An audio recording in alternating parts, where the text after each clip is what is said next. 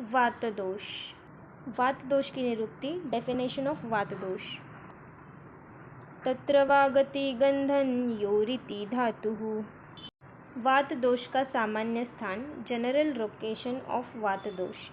पक्वाशय कठी सक्ति श्रोत्रास्थि स्पर्शनेन्द्रियं स्थानं वातस्य तत्रापि पक्वाधानं विशेषतः।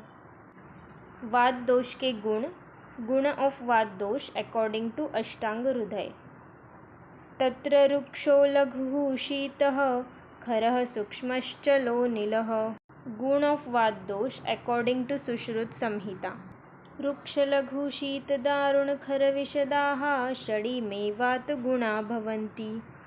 रुक्ष शोषणे रुक्षः, लघु लंघने लघु, शीत स्तंभने शीतः, खर लेखने खरः, सूक्ष्म सूक्ष्मेषु स्रोतः स्वर्णुसरः स्मृतः। चल प्रेरणे चलः, विशद क्षालने विशदः। वात दोष का महत्व, इम्पोर्टेंस ऑफ वात दोषा।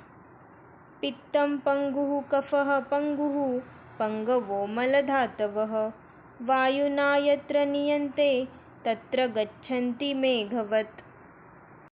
वात दोष के सामान्य कार्य, जनरल फंक्शंस ऑफ वात दोष।